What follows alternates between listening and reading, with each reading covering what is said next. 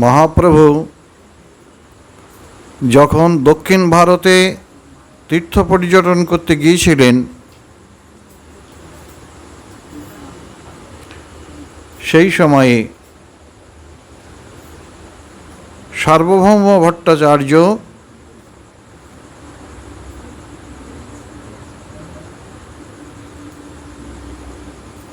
ছিলেন পুরীধামে। মহারাজ প্রতাপরুদ্র সার্বভৌম ভট্টাচার্যকে তার রাজপ্রাসাদে ডেকে পাঠালেন। মহাপ্রভু তখন দক্ষিণ ভারত চলে গেছেন। পুরীধামে যাওয়ার পর নিত্যানন্দ প্রভুই ইঙ্গিত করেছিলেন যে খুব বেশি দেরি করবে না, তুমি গিয়ে দক্ষিণ ভারত চলে যাবে। সার্বভৌম ভট্টাচার্য যখন রাজপ্রাসাদে এলেন, তখন মহারাজ প্রতাপরুদ্র তাকে যথাযোগ্য সম্মান জানালেন, বসতে আসন দিলেন এবং তার কাছে মহাপ্রভুর কথা জিজ্ঞাসা করলেন। মহারাজ প্রতাপরুদ্র তখন সার্বভৌম ভট্টাচার্যকে বললেন যে দেখুন, আমি শুনলাম যে আপনার গৃহে গৌড়বঙ্গ থেকে একজন মহাপুরুষ এসেছেন। এ কথা আমি পরম্পরাক্রমে শুনেছি। সকলেই বলছে যে তিনি আপনাকে বহু কৃপা করেছে, সুতরাং কৃপা করে আপনি যদি তাকে আমার দর্শন করান বা আমি যদি তার দর্শন পাই, তাহলে আমি নিজেকে ধন্য মনে করব। তখন সার্বভৌম ভট্টাচার্য বলছেন যে যে শুনিলা সব সত্য হয়, অর্থাৎ যা কিছু তুমি শুনলে, রাজা প্রতাপরুদ্রকে বলছেন যে আপনি যা কিছু শুনলেন তা সবই ঠিক আছে, সব সত্যি কথা, কিন্তু তার সঙ্গে সাক্ষাৎকার ঘটানো খুবই কঠিন ব্যাপার। অত সহজে তার সঙ্গে সাক্ষাৎ হবে না বা দেখা হওয়া সম্ভব নয়। তার উপর তিনিও একজন বিরক্তি সন্ন্যাসী। এই বিরক্তি সন্ন্যাসী তিনি রাজদর্শন করবেন না, এটা তার একটা নিষ্ঠা। সন্ন্যাসী, বিরক্তি সন্ন্যাসী, তিনি রাজদর্শন করবেন না।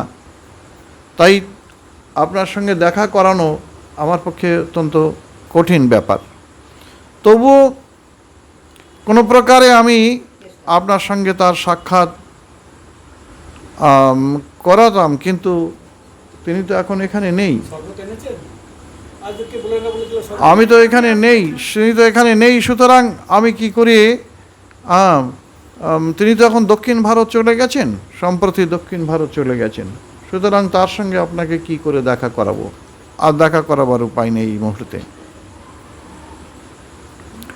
তখন রাজা জিজ্ঞাসা করলেন যে তিনি নীলাচল ছেড়ে কেন গেলেন। তখন সার্বভৌম ভট্টাচার্য উত্তর দিচ্ছেন যে মহাপুরুষদের লীলাই এই প্রকার, তাদের ধরনই এই প্রকার, তারা তীর্থ ভ্রমণ করেন। তো বলছেন তারা মহাপুরুষ, তারা আবার তীর্থ ভ্রমণ করেন কেন? তখন বলছেন যে তীর্থে গিয়ে তিনি জড়জগতের বন্ধনে যেসব মানুষ আবদ্ধ হয়ে আছে, সেই আবদ্ধ মানুষদের তিনি মুক্ত করেন, এই জন্যই তাদের তীর্থ ভ্রমণ। আমরা যে কেন তীর্থ ভ্রমণ করেন, এই প্রশ্ন যে যুধিষ্ঠির মহারাজ বিদুরকে করেছিলেন, আমরা কালকে বলছিলাম যে ভবদ্বিধা ভাগবতা তীর্থীভূতা স্বয়ং প্রভু স্বয়ং বিভ তীর্থি কুর্বন্তি তীর্থানি শান্তস্তেন গদাভৃতা। যে ভাগবতেরা, যারা পরম ভাগবত অর্থাৎ ভগবানের নিজজন যারা, ভক্তজন যারা, তারা নিজেরাই পরম তীর্থ স্বরূপ। তাদের পবিত্রতার জন্য ভগবান তাদের হৃদয়েতে সদা সর্বদা অবস্থান করেন। তাই তারা এই পাপী তাপীজনকে তারণ করবার জন্য এবং তীর্থস্থানগুলিকে পবিত্র করবার জন্য তারা তীর্থ পর্যটন করেন। তীর্থি কুর্বন্তি তীর্থানি, তীর্থকেও পবিত্র করতে পারেন তারা, তাই তারা তীর্থে ভ্রমণ করেন। সার্বভৌম ভট্টাচার্যকে বোঝাবার চেষ্টা করছেন কেন মহাপ্রভু দক্ষিণ ভারতে গেছেন। কিন্তু মহাপ্রভু যে দক্ষিণ ভারতে গেছেন, এটা সার্বভৌম ভট্টাচার্য যে ভাষায় বা যেভাবে বোঝাতে চাইছেন রাজা প্রতাপরুদ্রকে, সে তিনি যে তীর্থ পর্যটন শুধু নয়, তীর্থকে পবিত্র করবার জন্যই তিনি সেখানে গেছেন। তাই তীর্থ পবিত্র করার জন্য তীর্থ ভ্রমণ এবং সেই ছলে জড় আবদ্ধ মানুষদের উদ্ধার করবার জন্য, এটা হচ্ছে ভক্তদের একটা নিশ্চল স্বভাব, মহাপুরুষের একটা নিশ্চল স্বভাব, যে স্বভাব থেকে তারা কখনো বিচলিত হয় না। পরার্থে তাদের জীবন, তারা তীর্থ পর্যটন করেন। তীর্থকে পবিত্র করা এবং জড়জগতে জড়বন্ধনে আবদ্ধ জীবকে মুক্ত করা, এটা তাদের একটা স্বরূপানুবন্ধী কর্তব্য বলে তারা মনে করেন। যাই হোক, মহাপ্রভু জীব নন, তিনি স্বতন্ত্র ঈশ্বর। বলছেন যে তথাপি তিনি প্রচ্ছন্নভাবে ভক্ত অবতার হয়ে তিনি ভক্তদের মতো, পরম ভক্তদের মতো, বৈষ্ণবদের মতো আচরণ করছেন। এটা হচ্ছে তার একটা মহিমা। সে কথা শুনে মহারাজ প্রতাপরুদ্র বলছেন যে আপনি কেন তাকে যেতে দিলেন, কেন তার পায়ে ধরে যত্ন করে আপনি তাকে এখানে রাখলেন না? তাহলে বোঝা যাচ্ছে রাজা প্রতাপরুদ্র প্রকৃতপক্ষে ভক্ত লোক। তিনি সেই সময় নীলাচলের পুরী উড়িষ্যার রাজা তিনি। এই যে তার এই রাজত্বকালে এই ঘটনা, তো রাজা প্রতাপরুদ্রের জীবনীটাও বড় সুন্দর। তিনি যেভাবে মহাপ্রভুর কৃপা পেয়েছিলেন তাও অতীব সুন্দর। আমরা যখন আলোচনা করব তখন এইসব বিষয় আসবে। তো সার্বভৌম ভট্টাচার্য বলছেন যে দেখুন,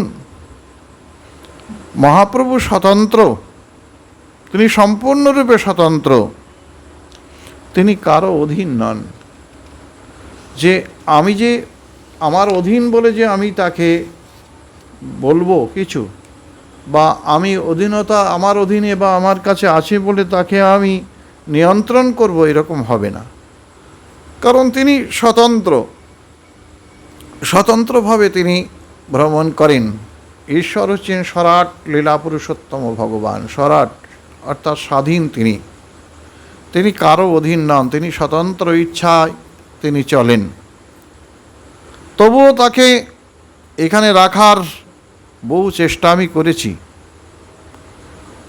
কিন্তু ভগবানের ইচ্ছা হচ্ছে স্বতন্ত্র, আমি তাকে এখানে ধরে রাখতে পারলাম না।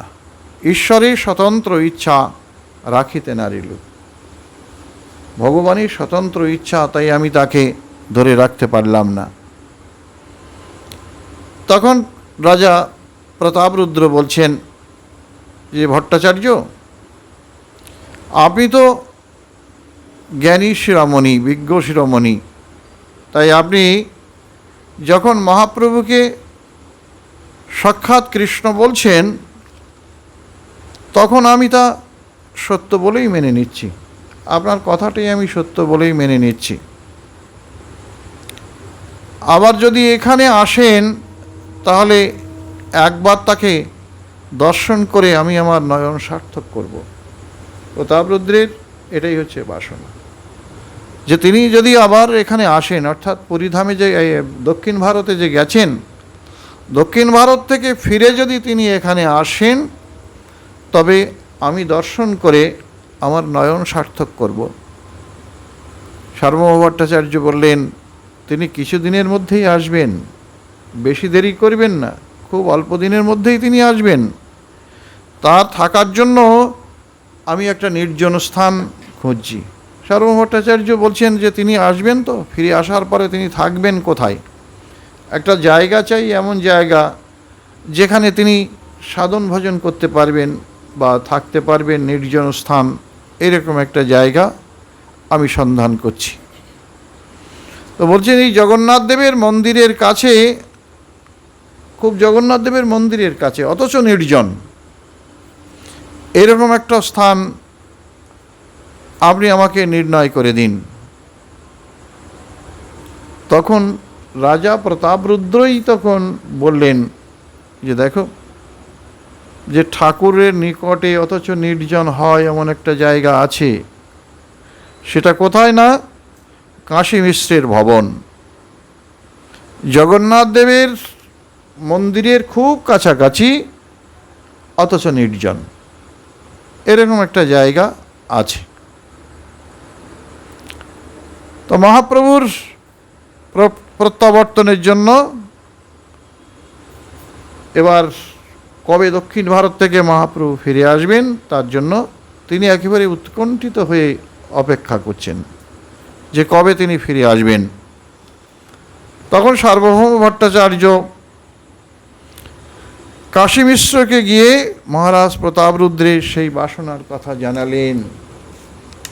প্রতাপরুদ্র যে তিনি কাশী মিশ্রের ভবনটা অতীব নির্জন, সেখানে মহাপ্রভু থাকার উপযুক্ত স্থান, এটা যখন সার্বভৌম ভট্টাচার্যকে জানিয়েছেন তখন সার্বভৌম ভট্টাচার্য এ কথা গিয়ে কাশী মিশ্রকে জানালেন যে রাজা প্রতাপরুদ্রের এই ইচ্ছা। সে কথা শুনে কাশী মিশ্র একবার আনন্দে উৎফুল্লিত হয়ে উঠলেন, আনন্দে আটখানা। তিনি কি বলছেন যে আমি অত্যন্ত ভাগ্যবান, নিজেকে ভাগ্যবান বলে মনে করছেন যে প্রভু আমার গৃহে অবস্থান করবেন। বলছেন এর থেকে আর ভাগ্যের কথা কিছু হয় না যে প্রভু দক্ষিণ ভারত থেকে ফিরে এসে আর আপনারা সবাই মিলে আমার গৃহটাই তার থাকার উপযুক্ত স্থান বলে নির্ণয় করেছেন, এর থেকে আর ভালো কিছু হয় না। এইভাবে জগন্নাথপুরীর সমস্ত অধিবাসীরা মহাপ্রভুর সঙ্গে মিলিত হওয়ার জন্য, অর্থাৎ দক্ষিণ ভারত থেকে ফিরে আসলে মহাপ্রভুর সঙ্গে মিলিত হওয়ার জন্য তারা উৎকণ্ঠিত হয়ে রইলেন। তারা খুব আগ্রহের সঙ্গে অবস্থান করছেন। সকলের উৎকণ্ঠা যখন প্রবলভাবে বেড়ে গেল, ইতিমধ্যে সকলেই আশা করছেন এই আসবে মহাপ্রভু, এই আসবেন, ফিরে গেছে, তিনি দক্ষিণ ভারত চলে গেছেন, এইবার ফিরে আসবেন করছেন। এর মধ্যেই মহাপ্রভু পুরীধামে ফিরে এসেছেন, দক্ষিণ ভারত ভ্রমণ করে তিনি ফিরে এসেছেন। এবার মহাপ্রভুর ফিরে আসার সংবাদ পেয়ে সকলে অত্যন্ত আনন্দিত হয়ে উঠলেন এবং তারা সার্বভৌম ভট্টাচার্যের কাছে নিবেদন করলেন যে দয়া করে আপনি মহাপ্রভুর সঙ্গে আমাদের সাক্ষাৎ হয় এরকম একটা ব্যবস্থা করুন, কারণ আপনার কৃপার প্রভাবেই কেবল তার চরণাশ্রয় লাভ করা যায়। এটা কি বলছেন? যে আপনার কৃপার প্রভাবে, কারণ সার্বভৌম ভট্টাচার্যের অধীনে মহাপ্রভু আছেন। অধীনে বলতে সার্বভৌম ভট্টাচার্য তার যত প্রকার দায় দায়িত্ব, যত প্রকার পরিচর্যার ভার, তাকে রক্ষণাবেক্ষণ করা, তাকে সঙ্গে করে মন্দিরে নিয়ে যাওয়া, মন্দির থেকে নিয়ে আসা, একাকী মন্দিরে যাওয়া যাবে না, এসব দায়িত্ব মহাপ্রভুর সমস্ত দায়িত্ব সার্বভৌম ভট্টাচার্য তখন পালন করছেন। তাই সার্বভৌম ভট্টাচার্য, তাদের ধারণা সার্বভৌম ভট্টাচার্যের কৃপা হলে আমরা মহাপ্রভুকে দর্শন করতে পারব। তখন সার্বভৌম ভট্টাচার্য তাদের বলছেন যে মহাপ্রভু কাল, আগামীকাল, যেদিন এসছেন ঠিক তার পরের দিনের কথা বলছেন, যে আগামীকাল কাশী মিশ্রের ভবনে মহাপ্রভু যাবেন, সেখানে তার সঙ্গে আপনাদের সকলের সাক্ষাৎ করিয়ে দেব। একেবারে নিশ্চয় করে বললেন যে আমি আগামীকাল মহাপ্রভু যখন কাশী মিশ্রের ভবনে যাবেন, সেখানেই তো তার থাকার ব্যবস্থা হয়েছে, সুতরাং সেখানে গেলে সেখানে আপনাদের সকলের সাক্ষাৎ করিয়ে দেব। মহাপ্রভু সার্বভৌম ভট্টাচার্যের সঙ্গে পরদিনেই জগন্নাথ দর্শন করলেন। সার্বভৌম ভট্টাচার্যের সঙ্গে গেলেন, গিয়ে জগন্নাথ দর্শন, দেখছেন তো, সঙ্গে নিয়ে গেছেন। প্রভুকে স্বতন্ত্র অবস্থায় তিনি ছাড়ছেন না, কারণ কখন কোন ভাবে আবিষ্ট হয়ে যাবে, কখন কি অবস্থা হবে সে তো বলা যায় না। সেই জন্য তিনি একাকী তাকে ছাড়তে রাজি নন। তাই সঙ্গে করে নিয়ে গেলেন, নিয়ে জগন্নাথ দর্শন করালেন। এবার জগন্নাথের সমস্ত সেবকরা কী করলেন? জগন্নাথের মহাপ্রসাদ নিয়ে মহাপ্রভুর সঙ্গে মিলিত হলেন। মহাপ্রভু তখন তাদের সকলকেই, যারা সেখানে গিয়েছিলেন সকলকেই আলিঙ্গন করলেন। মহাপ্রভু আলিঙ্গন দান করলেন ভক্তদের। তাদের উৎসাহ, তাদের উৎকণ্ঠা, তাদের ইচ্ছা আকাঙ্ক্ষা যাই বলুন না কেন এত প্রবল যে মহাপ্রভু তাদেরকে আলিঙ্গন দান করলেন। জগন্নাথ দেবকে দর্শন করে মহাপ্রভু মন্দির থেকে বেরিয়ে এলেন। সার্বভৌম ভট্টাচার্য তাকে কাশী মিশ্রের বাড়িতে নিয়ে এলেন। কাশী মিশ্র তখন মহাপ্রভুর পাদপদ্মে পতিত হয়ে বাড়িতে যখন গেছেন মহাপ্রভুকে নিয়ে, মহাপ্রভুকে দেখেই কাশী মিশ্র কী করলেন? মহাপ্রভুর চরণে সাষ্টাঙ্গে প্রণত হলেন। প্রণত হয়ে তিনি কী করছেন? তিনি গৃহ তো দান করলেন, আত্মাসহ নিজেকে নিবেদন করলেন যে মানস দেহ গেহ যো কিছু মরো ওর পিলু তো আপদে, আমার যা কিছু আছে আমি তোমাকে সমর্পণ করলাম। এই হচ্ছে শরণাগত ভক্তদের। দেখুন, কালের একটা মাহাত্ম্য আছে, স্থান মাহাত্ম্য আছে, কালও মাহাত্ম্য আছে, সঙ্গের মাহাত্ম্য আছে। তিনটি স্থান, কাল এবং সঙ্গ, এই তিনটিরই মাহাত্ম্য আলাদা। স্থান মানে যে স্থানে আছেন সে স্থানের মাহাত্ম্য, তারপর যে সঙ্গে আছেন সেখানে তার একটা মাহাত্ম্য, আর কালের মাহাত্ম্য, যে কালে যে সময় ছিল সেই সময়ে একটা পরিবেশ ছিল, পরিস্থিতি ছিল, ভগবত উন্মুখী জনের প্রভাব ছিল, সেই একটা সময় ছিল। তাই এসব মহাপ্রভু তখন কাশী মিশ্রকে তিনি তার কৃপা করলেন কাশী মিশ্রকে। কাশী মিশ্র যখন অন্তঃকরণে নিজেকে সমর্পণ করলেন, মহাপ্রভু সর্বান্তর্যামী কাশী মিশ্রের অন্তরের ভাব বুঝলেন, তাকে অত্যন্ত উপযুক্ত মনে করলেন। যেমন শ্রীকৃষ্ণ উপযুক্ত মনে করে অর্জুনকে বিশ্বরূপ দর্শন করালেন, যে একে দিয়েই আমার কাজ করানো যাবে, একে দিয়েই আমার উদ্দেশ্য সিদ্ধি হবে। তাই তাকে যেভাবেই হোক না কেন তিনি নিজে সব রকমের ব্যবস্থা করে, নিজে গরজ করে তিনি এটা দেখালেন, বিশ্বরূপ দেখালেন।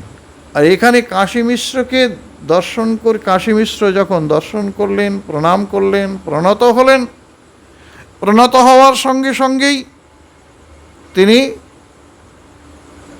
তাকে আলিঙ্গন করলেন। শুধু আলিঙ্গন নয়, তাকে চতুর্ভুজ রূপ দর্শন করালেন। মহাপ্রভু তাকে চতুর্ভুজ রূপ দর্শন করালেন। তাই বলছেন, প্রভু চতুর্ভুজ মূর্তি তারে দেখাইলা। ষড়ভুজ মূর্তি না, এখানে চতুর্ভুজ মূর্তি দেখিয়েছেন। কাশী মিশ্রকে চতুর্ভুজ মূর্তি দেখালেন। এইবার মহাপ্রভু সেখানে তার আসনে বসলেন এবং নিত্যানন্দ প্রভু প্রমুখ ভক্তরা তার চারপাশে বসলেন। পরিবেশটা তৈরি করেছেন একটা বসবার, কি মহাপ্রভু বসেছেন যেখানে, তার চারিদিকে সব নিত্যানন্দ প্রভু থেকে শুরু করে যেসব ভক্তরা ছিলেন তারা চারিদিকে বসেছেন। এবার মহাপ্রভুর থাকার ব্যবস্থা করা হয়েছিল। স্থানটা দেখে মহাপ্রভু খুব খুশি হলেন, খুব খুশি যে এমন একটা সুন্দর নির্জন জায়গা দেখে তিনি খুব খুশি হলেন। সেখানে তার যত প্রয়োজন, তার জীবনে যত কিছু এই সময় যা প্রয়োজন ছিল সমস্ত প্রয়োজন সিদ্ধি হয়েছিল এই কাশী মিশ্রের ভবনে বসে। সার্বভৌম ভট্টাচার্য তাকে তখন বললেন যে এই স্থানটি আপনার বসবাসের অত্যন্ত উপযোগী।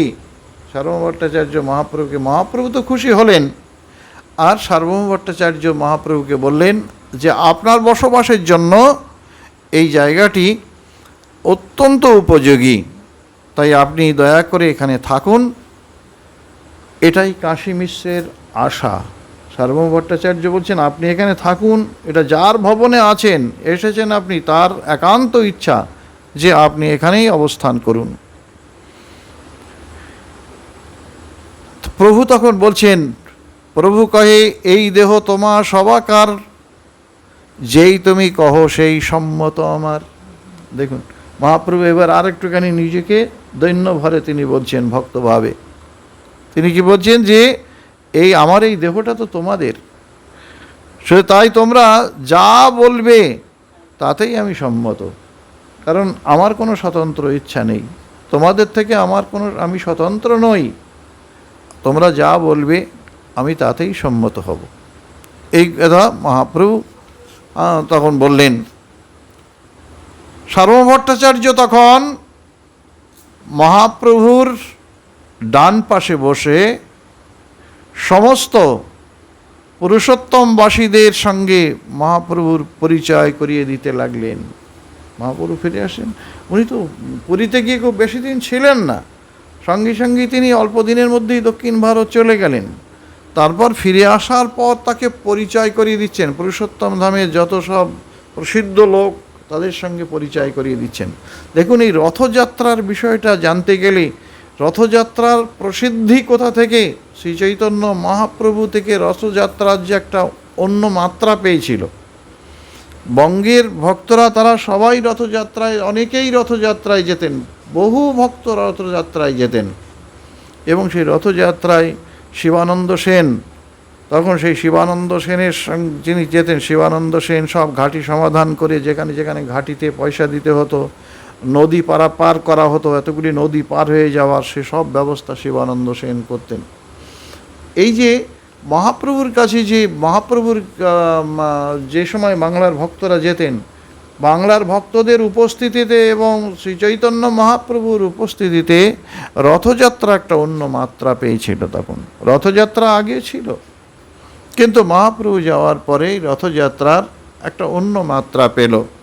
সেখানে একটা ভক্তদের একটা আনন্দের অবধি রইল না, সকলেই সেখানে আনন্দে একেবারে উচ্ছ্বসিত হয়ে রথযাত্রার উপভোগ করতে লাগলেন। সার্বভৌম ভট্টাচার্য তখন বলছেন যে প্রভু এই দেখো তোমার কাছে যারা এসেছে এরা সবাই নীলাচলবাসী, এদের সঙ্গে সাক্ষাৎ করার জন্য, এরা সকলেই সাক্ষাৎ করার জন্য মহাপ্রভু বলছেন যে, মহাপ্রভুকে বলছেন আপনার জন্য, আপনার সঙ্গে সাক্ষাৎ করার জন্য এরা সকলেই দেখুন কেমনভাবে উৎকণ্ঠিত হয়েছে। তাই তৃষ্ণার্ত চাতক যেভাবে হাহাকার করে এরাও সেভাবে হাহাকার করছে। দয়া করে আপনি এদেরকে অঙ্গীকার করুন। উৎসাহ কতটা, যে প্রভুকে দর্শন করার উৎসাহ, চাতক যেমন অপেক্ষা করে বৃষ্টির জলের জন্য, তেমনি চাতকের মতো তারা অপেক্ষা করছে। সুতরাং আপনি এদেরকে অঙ্গীকার করুন, স্বীকার করুন। এবার ভট্টাচার্য প্রথমে জনার্দনের সঙ্গে মহাপ্রভুর পরিচয় করিয়ে দিয়ে বললেন, ইনি হচ্ছেন জনার্দন, জগন্নাথের সেবক। এই প্রভুর সঙ্গে প্রথম পুরুষোত্তমবাসীগণ যারা কোন এসেছে প্রথম পরিচয় করিয়ে দিচ্ছেন, তার নাম হচ্ছেন জনার্দন। জনার্দন ইনি হচ্ছেন জগন্নাথের সেবক, আর অনবসরে ইনি জগন্নাথ দেবের শ্রীঅঙ্গের সেবা করেন। বুঝতে পেরেছেন কি বলছেন? এই যে যিনি এখন ওই অনবসর কাল, এই অনবসর কাল অর্থাৎ এক পক্ষ কাল যে জগন্নাথ আছেন, অন্তরীণ হয়ে আছেন, এই সময় তার তো সেবা আছে, পাচন রস থেকে দেওয়া, তারপরে তার অঙ্গরাগ থেকে শুরু করে তার যাবতীয় সেবা, জগন্নাথের যেমন সেবা হয় সেবা তেমনি হচ্ছে, শুধু দর্শন বন্ধ জনসাধারণের। তাহলে সেই যে সেবাটি তিনি পরিপাটি করে এই সেবাতে সে অঙ্গের সেবা করতেন, কে না এই জনার্দন সেবা করতেন। তাই এর সঙ্গে পরিচয় করিয়ে দিলেন, প্রথমেই জগন্নাথের সেবকের সঙ্গে পরিচয় করিয়ে দিলেন। সার্বভৌম ভট্টাচার্য কৃষ্ণদাসের সঙ্গে মহাপ্রভুর পরিচয়, সার্বভৌম ভট্টাচার্য কৃষ্ণদাসের সঙ্গে মহাপ্রভুর পরিচয় করিয়ে বললেন যে এর নাম কৃষ্ণদাস, এই জগন্নাথের সুবর্ণ বেত্র ধারণ করেন। কৃষ্ণদাস সুবর্ণ বেত্র। আর কে বলছেন? ইনি হচ্ছেন সিকি মাহাতি, জগন্নাথ দেবের মন্দিরের লিখনাধিকারী। লিখনাধিকারী কি না বলছেন, যিনি পাঁজি লেখেন, পাঁজি লেখেন, মাতলা পাঁজি, পাঁজি লেখেন, তাকে বলা হয় লিখন অধিকারী। প্রদ্যুম্ন মিশ্র ইহ বৈষ্ণব প্রধান, জগন্নাথের মহা সোয়ার ইহ দাস নাম। এবার দেখুন, ইনি হচ্ছেন প্রদ্যুম্ন মিশ্র। আর একজনকে এবার পরিচয় করে দিচ্ছেন, ইনি হচ্ছেন প্রদ্যুম্ন মিশ্র, একজন মহান বৈষ্ণব। ইনি জগন্নাথ দেবের একজন মহান সেবক, এর নাম হচ্ছে দাস। এবার আর একজনকে পরিচয় করে দিচ্ছেন, তিনি সিকি মাহাতি এবং ভাই মুরারি মাহাতি। তোমার চরণ ছাড়া এর আর কোনো গতি নেই, এমনভাবে পরিচয় করে দিচ্ছেন যে মহাপ্রভুকে কতখানি ভালোবাসেন সেটাও বুঝিয়ে দিচ্ছেন। আর আরেকজনের সঙ্গে পরিচয় করে দিচ্ছেন, ইনি চন্দনেশ্বর, ইনি সিংহেশ্বর, ইনি মুরারি ব্রাহ্মণ, ইনি বিষ্ণুদাস। এরা সকলেই নিরন্তর তোমার পাদপদ্মে ধ্যান করেন। যারা যে নাম বলছেন এরা সকলেই তোমার পাদপদ্মের মহাপ্রভুকে পরিচয় করে দিচ্ছেন কেমনভাবে দেখুন। তা বলছেন ইনি মহামতি, ইনি মহামতি প্রহররাজ মহাপাত্র, আর ইনি তার সঙ্গী পরমানন্দ মহাপাত্র। এবার সমস্ত বৈষ্ণব জগন্নাথপুরীর অলঙ্কার, এরা সকলেই একান্তভাবে আপনার শ্রীপাদ পদ্ম ধ্যান করেন। বলে দিচ্ছেন মহাপ্রভু, এরা সকলেই আপনার শ্রীপাদ পদ্ম ধ্যান করেন।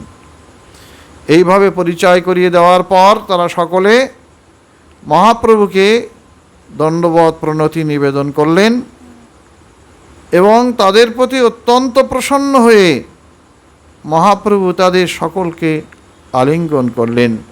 সকলে এসেছে দর্শন করতে, মহাপ্রভু খুব খুশি হয়েছে তাদেরকে আলিঙ্গন দান করলেন। সেই সময় 4 পুত্র সঙ্গে নিয়ে ভবানন্দ রায় সেখানে এসে উপস্থিত হলেন। মহাপ্রভুর শ্রীপাদ পদ্মে তিনি পতিত হলেন।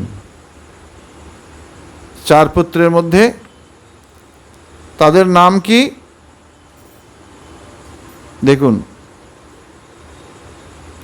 তাদের পুত্রের নাম আমরা আগে বলি। তাদের এই পুত্রের মধ্যে, ভবানন্দের পুত্রের মধ্যে কিন্তু রায় রামানন্দ আছেন। তো সার্বভৌম ভট্টাচার্য বললেন ইনি ভবানন্দ রায়, এরই জ্যেষ্ঠ পুত্র রামানন্দ রায়।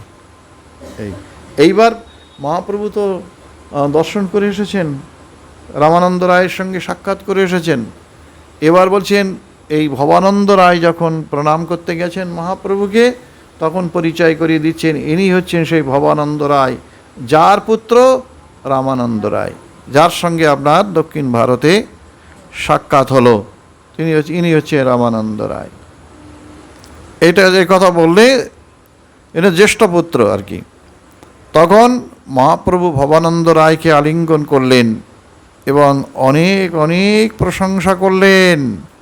তাকে রামানন্দ রায়ের কথাও বললেন যে তার সঙ্গে আমার দেখা হয়েছে, কথা হয়েছে, সাক্ষাৎ হয়েছে, কথা সব তিনি ব্যক্ত করলেন।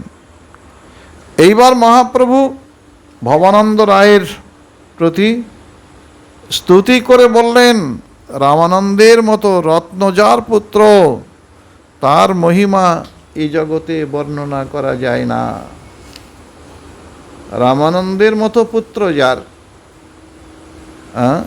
রামানন্দের মতো পুত্র যার, অর্থাৎ রামানন্দ রায় তো ভক্ত, এই জন্য ভক্ত সন্তান যার,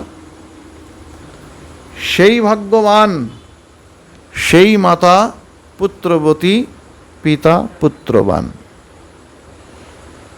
যে সেই মাতা পুত্রবতী, পিতা পুত্রবান, অর্থাৎ মহাপ্রভু তার ভাগ্যের সীমা নেই এই কথা বলতে চাইছে। তিনি বড় ভাগ্যবান ব্যক্তি, এমন রত্ন তার পুত্ররূপে জন্মগ্রহণ করেছে।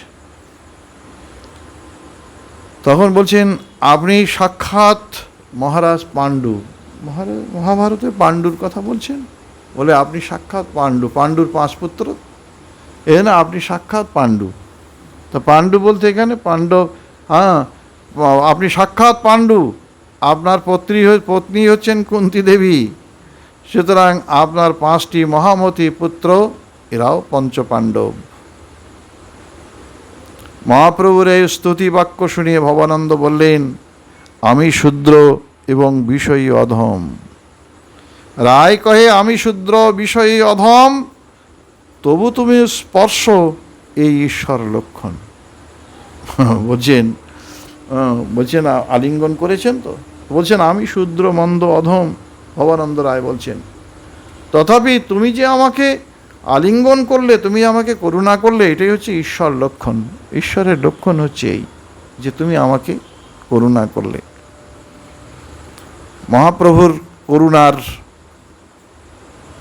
স্বীকৃতি প্রদর্শন করে ভবানন্দ রায় বললেন, আমার গৃহ, ধন, সম্পদ, বিত্ত, পঞ্চপুত্র সহ আমি নিজেকে তোমার চরণে সমর্পণ করলাম। মহাপ্রভু চরণে তার পুত্রসহ, বিত্তসহ, গৃহসহ, সম্পদসহ তিনি নিজেকে সমর্পণ করলেন। মহাপ্রভুর চরণে সমর্পণ করলেন। যে ভবানন্দ রায় তখন বললেন যে আমার এই পুত্র বাণীনাথকে আমি আপনার পাদপদ্মে অর্পণ করলাম। আপনি যখন তাকে যা আদেশ করবেন সে অনুসারে সর্বক্ষণ আপনার সেবা করবে। বাণীনাথ যিনি সব মন্দিরে প্রসাদের ব্যবস্থা করতেন, এটা হচ্ছে ভবানন্দ রায়ের পুত্র রামানন্দ রায়ের ভ্রাতা, তিনি সব প্রসাদ ব্যবস্থা করতেন। তাই তাকে কিন্তু মহাপ্রভু চরণে সমর্পণ করে দিয়েছেন, দিয়ে বলছেন যে আপনি যখন যেভাবে একে আদেশ করবেন তখন সেইভাবে এ আদেশ পালন করবে। তখন, হে প্রভু, আমাকে আপনার আত্মীয় বলে মনে করুন, আপনি নিঃসংকোচে যখন যা ইচ্ছা হবে সেই আদেশ আমাকে আপনি দেবেন। বলছেন আত্মীয় বলে মনে করলে আমাকে আপনি আত্মীয় বলে মনে করুন, আপন বলে মনে করুন, করে যখন যেমন মানে প্রয়োজন তেমনি আমাকে আপনি আদেশ করবেন। মহাপ্রভু তখন ভবানন্দ রায়কে বললেন, তোমার সঙ্গে আমার সংকোচ কি? তুমি আমার পর নও, জন্মে জন্মে সব অংশে তুমি আমার দাস। সব অংশে তুমি একা নও, তোমার বংশে জন্মে জন্মে যারা জন্মগ্রহণ করবে তারা আমার শ্রীচরণের দাস। সব অংশে জন্মে জন্মে, এক জন্মে নয়, জন্মে জন্মে তারা আমার চরণ, আমার দাস তারা।